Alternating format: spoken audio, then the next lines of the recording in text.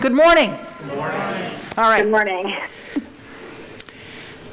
Today I'd like to thank Dr. Rachel Rubin, Dr. Kiran Joshi, Dr. Toni Preckwinkle, and Bill Barnes. President, could you seem to have moved away. Could you get closer and repeat that? Oh, okay. Sorry. I was turning around to acknowledge people, but I'll just face forward. How's that? Thank you so much. Let's try it again. Dr. Rachel Rubin, Dr. Kiran Joshi, Dr. Toni Preckwinkle, and Bill Barnes have joined us, and I'd like to thank David Jones and Michael Albert, who are our sign language interpreters. Thank you. Today I'm pleased to introduce Dr. Rachel Rubin and Dr. Kiran Joshi, our Cook County Department of Public Health senior medical officers, who've agreed to lead the department going forward. Dr. Rubin is serving as Incident Commander and Dr. Joshi as the Assistant Incident Commander for the department's operations. Both doctors joined the Cook County Department of Public Health as senior medical officers and Stroger Hospital attending physicians in 2014. I'm very grateful to Drs. Rubin and Joshi for their leadership during this difficult time for our county and for our nation. Both doctors have critical experiences and expertise that will help to shape our strategic response to the pandemic. In her more than 30 years of experience, Dr. Rachel Rubin has worked for several years as a primary care internist with the Cook County Ambulatory and Community Health Network, ACHN, before moving into her current position in 2014. Her main areas of responsibility include oversight of the Communicable Diseases Unit and Environmental Services Unit. During his career, Dr. Kiran Joshi has previously worked as a consultant to the World Health Organization, WHO, where he provided technical assistance training for health workers in sub-Saharan Africa. He completed medical school at the University of Illinois at Chicago and trained in preventive medicine at Johns Hopkins School of Public Health in Baltimore. He was part of the family medicine team at Illinois Masonic Medical Center before coming to Cook County Department of Public Health. He's committed to advancing health equity in suburban Cook County. Here at Cook County Health, many of our patients are from communities that are disproportionately affected during this pandemic. They are poor, they are immigrants, they are people of color. Dr. Rubin and Dr. Joshi understand the unique set of challenges posed with this kind of patient care and recognize health inequities are only amplified during a crisis like this pandemic. Unfortunately, experts are predicting that COVID-19 pandemic is far from over. We've made some progress in flattening the curve during the state stay-at-home order, but new cases and new fatalities are being reported each day. I'm deeply grateful to them both and have full confidence in their ability to guide us through this challenging time. I'd like to ask Dr. Rubin to come to the microphone first, and then Dr. Joshi. Dr. Rubin, if you can ask the reporters to mute their phones too. Yes. Thank you, Madam President. I'm glad to be here this morning. I am Dr. Rachel Rubin, and this is my colleague who will speak in a moment, Dr. Kiran Joshi. We are honored to have been asked to co-lead the Cook County Department of Public Health under these most difficult of times. Kiran and I have been working together as a team since the first case of novel coronavirus was confirmed in an Illinois resident in Cook County on January 24th. It's hard to believe it was just 11 weeks ago when we were at the first hospital around the clock with the Chicago Department of Public Health, Illinois Department of Public Health, and the Center for Disease Control doing what public health does. Public health's role is to prevent and control the spread of diseases, including responding to the current pandemic. We have highly trained professionals in the areas of communicable disease surveillance and control, epidemiology, chronic disease prevention, public health nursing, environmental health surveillance, communications, emergency preparedness, and community engagement. We deploy and ramp up in a crisis, leveraging community, government, and business relationships, and we push information out to the media and public. Since 9/11, we and our emergency management, hospital, and first responder partners have planned, trained, exercised, and responded to numerous public health emergencies and disasters. At Cook County Department of Public Health, we are very fortunate to have a strong team of dedicated, highly skilled, and seasoned public health professionals, many of whom have years of experience working together, responding to small and large communicable disease outbreaks like the 2009 H1N1 flu epidemic, Ebola, Zika, measles, and Hurricane Katrina, just to name a few. All of our staff are deployed to focus on our COVID-19 response, bringing their individual expertise and skills to the fore to tackle all aspects of our response. We are working in concert with the state and other local health departments and have the support of the Cook County Health System, especially the Preventive Medicine Program residents, staff, and faculty. Previous disease outbreaks have prepared us all for this moment.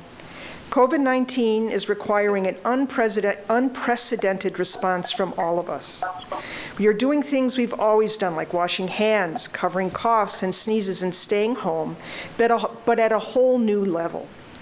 We are practicing social distancing under a stay-at-home order, teleworking, and e-learning.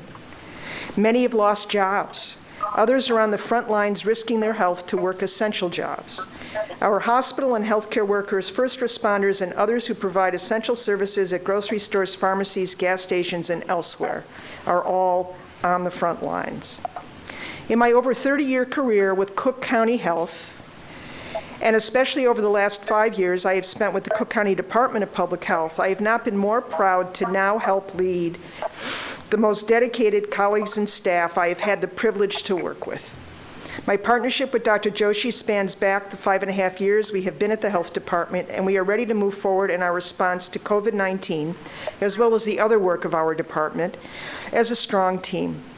My experiences working in sub-Saharan Africa during a time of war as the only physician for a district of over 200,000 people in some ways pales in the setting of what we are stepping up for now, and I plan to meet that challenge straight on. So next, I'd like to introduce Dr. Kiran Joshi to give a situational report. And really quickly, this is Nick. For the reporters on the line, if you can please mute your phones, we can still hear you. Thanks so much, Dr. Rubin, and thank you, Madam President. My name is Kiran Joshi. I'd like to talk a little bit more about what we're seeing. Since that first case that Rachel mentioned 11 long weeks ago, the state of Illinois has reported 17,887 deaths, 17,887 cases and 596 deaths. Of these, Cook County has had 4,928 cases and 180 deaths. People who are older and or those who have underlying chronic conditions are at increased risk of severe illness and death. COVID-19 is underscoring what we have always known. African Americans have historically had higher rates of underlying conditions like heart and lung diseases, cancer, and diabetes that put them at risk for severe illness, complications, and death from COVID-19. And now we're seeing much higher rates of COVID-19 illness and deaths among African Americans across the board at local, state, and national levels. In suburban Cook County, which is the jurisdiction of our health department, African Americans are getting ill at a rate more than 3 times that of their white counterparts, and dying at a rate more than 4 times higher. COVID-19 rates in the south suburbs, which are predominantly African American, are twice as high as what we're seeing in the north suburbs. You can view all of this data by municipality and zip code at cookcountypublichealth.org. I mentioned the disparities and the differences that we're seeing in just in terms of numbers, but in my view, there is a human cost here.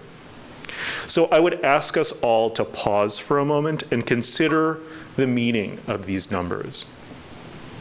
Consider the birthday celebrations not had. Consider the anniversaries not celebrated, the songs not sung, the games not played, the Zoom meetings not had. In public health, we know that Black and brown people are getting sick and dying from complications caused by chronic diseases because of injustices like redlining, economic disinvestment, unequal access to paid sick leave, and fair living wages. Health insurance, transportation, the list goes on. COVID-19 has, as some have said, unmasked and laid bare the health inequities we have long known are rooted in historical racism and discrimination. We know at the Cook County Department of Public Health and at Cook County Health, one of the largest public health care systems in this nation, are acutely aware of these disparities, and we work to address them every single day. We are deeply concerned here that this crisis will worsen these inequities if we don't all work together. This is a complex and important problem that requires the collective efforts and resources of all of us, all sectors, grassroots community, faith-based organizations, small and large businesses, planning and economic development folks, transportation, government, and again, all of us working together to protect the most vulnerable among us. By continuing the social distancing and working to address the root causes of health inequity. The social distancing measures we have put into place are working. We are seeing glimmers of hope. We are slowing the spread and flattening the curve, but we have a long way to go. The weather is getting nice now, and it's tempting to get together with friends and family. We implore you to continue to adhere to the stay-at-home order. Understandably, people are anxious, and we know that taking care of our mental health is just as important as our physical health. So I encourage everyone to listen to some music, binge a good show, exercise, take a quiet walk, talk with some friends and family over the phone or over Zoom. All of those things will help pass the time and keep you and others safe. We can only be successful in these efforts if we work together. And in that spirit, I want to thank President Preckwinkle for her leadership. I want to thank the amazing staff at the Cook County Department of Public Health, the leaders and the providers at Cook County Health and Stroger Hospital, some of whom are working on the front lines and risking their lives and the lives of their loved ones.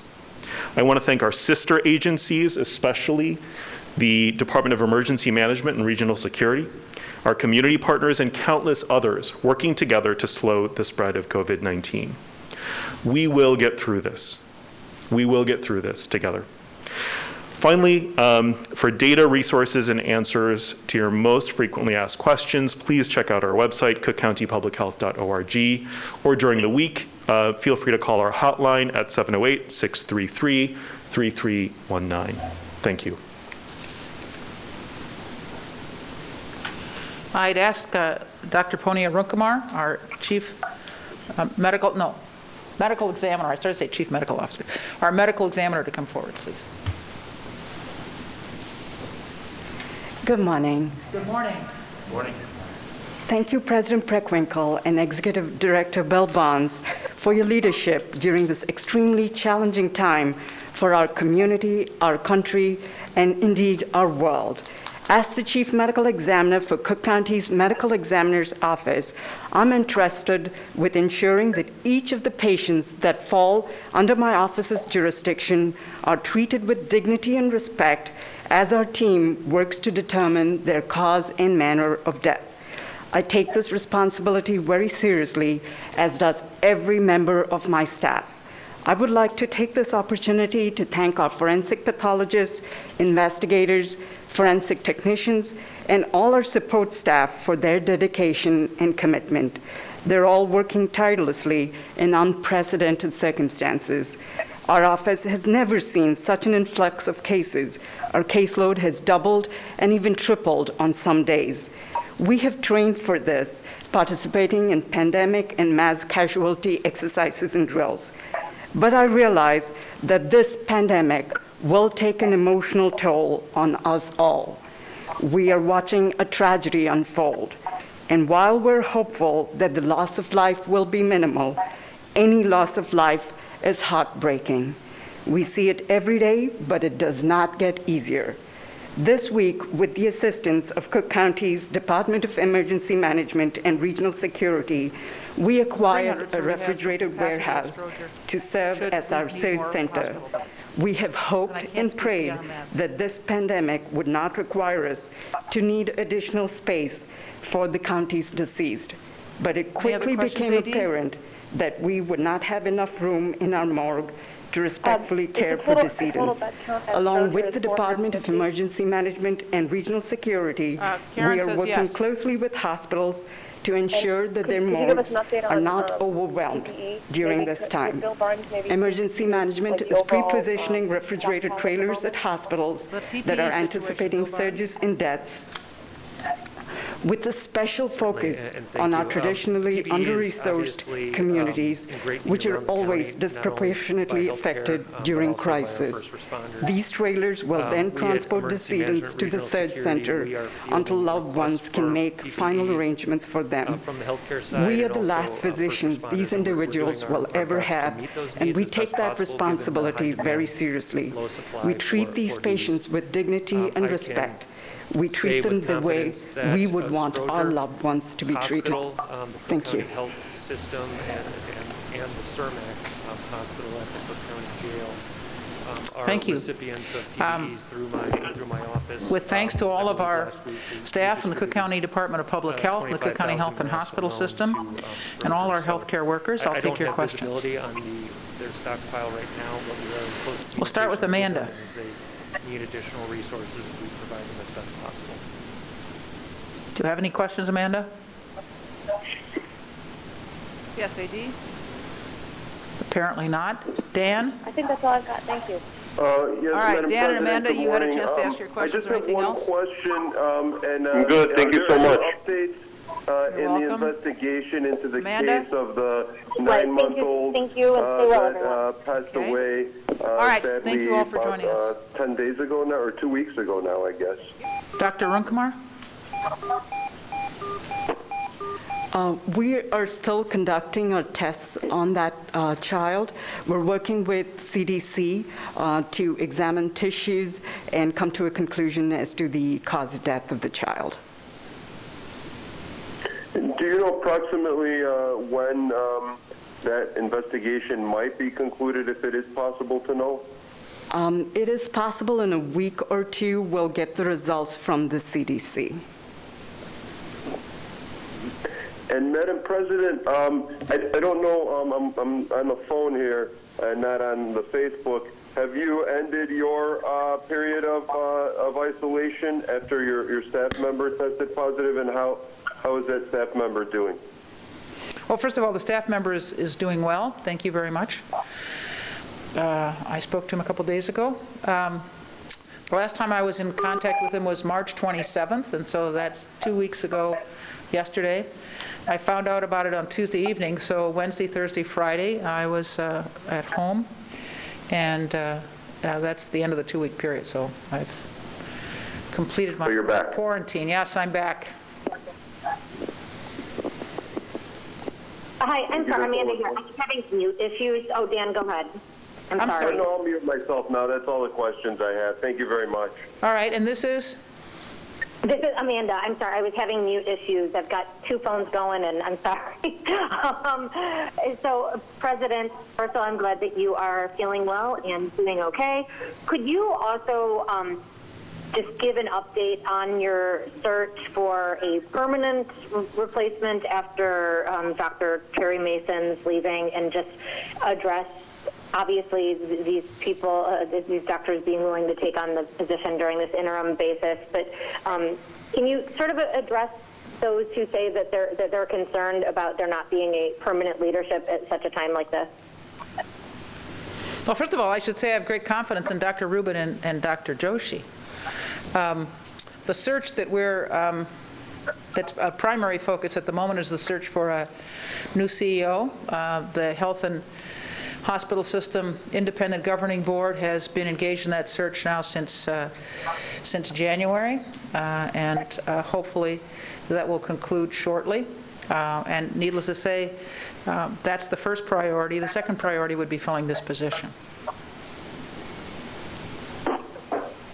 And can you also give any update on the situation at Providence ER, how its reconfiguration is going, when that is expected to reopen, or what the situation there is?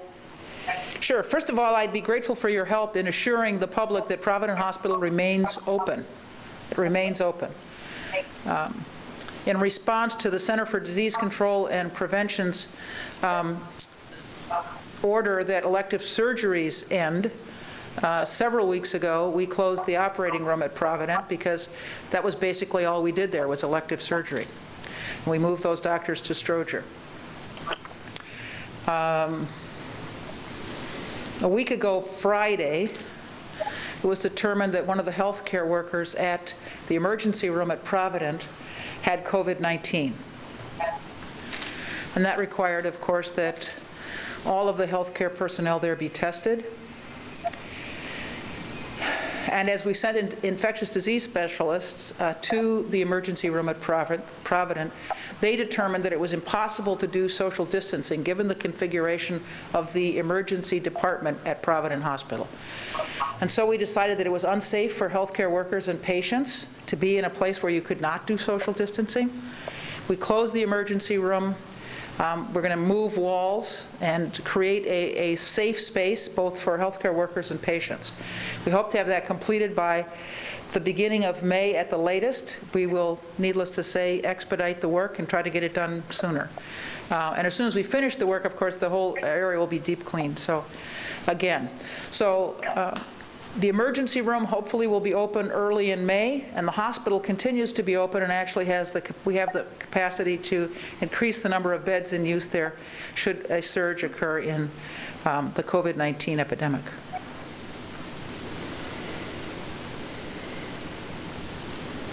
Does that answer your question, Amanda? Yes, thank you. That did answer my question. And then also, have you been asked at all, or are you aware of any moving from Cook County facilities to others, including, for example, McCormick Place, trying to get a better understanding of who will be woman or manning these positions in any potential makeshift facilities? All right, I think I'm going to ask Bill Barnes to talk about McCormick Place and what's going on there. Bill is head of our Department of Emergency Management and Regional Security. Yeah, thank you, Madam President. Bill Barnes, Executive Director, EMRS. My understanding is that there are going to be a number of alternative care centers established in the northeastern portion of the state, one of which is McCormick, as was addressed on the phone. That will be staffed by medical professionals being procured by the city of Chicago, and I believe the state of Illinois is also providing professionals as well. There will be 3 other alternative care sites in this region. The former Metro South Hospital, Westlake, the former hospital in Westlake, and then also Sherman Hospital in Elgin, which are slated to be open late April, early May, which will accept a similar patient load or patient class as that which is intended to go to a McCormick Place. Does that answer your question? Yeah, thank you.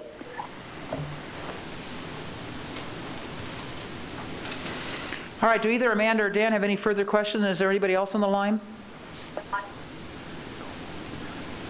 Hi, this is A.D. Quigg from Crane. Yes, A.D.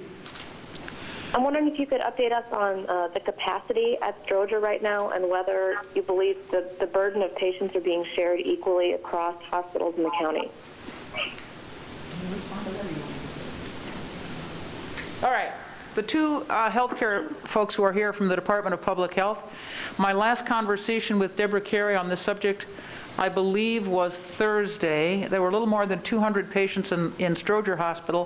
100 of them were COVID-19 patients. The normal daily census of the hospital is close to 300. As you're aware, because we are no longer doing elective surgeries, and we made every effort to transition folks who are in the hospital safely home if we were able to do that. So we had capacity to deal with a surge in COVID-19 patients. We dramatically reduced our census down almost to 100 patients, and then as the epidemic has progressed, it's now 200, and as I said, half of them are COVID-19 patients. So the normal census is close to 300. So we have some capacity at Stroger should we need more hospital beds. And I can't speak beyond that.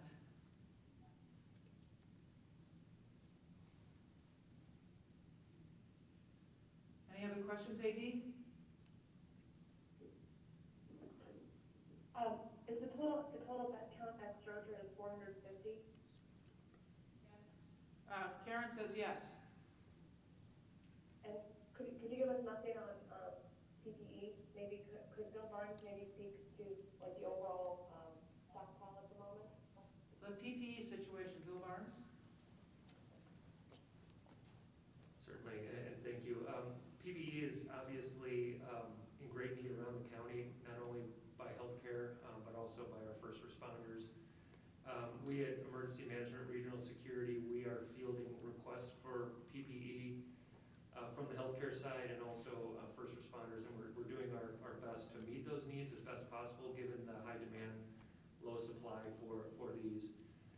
I can say with confidence that Stroger Hospital, the Cook County Health System, and the CERMAC Hospital at the Cook County Jail are recipients of PPEs through my office. I believe last week we distributed 25,000 masks alone to Stroger. So I don't have visibility on their stockpile right now, but we are in close communications with them, and as they need additional resources, we provide them as best possible.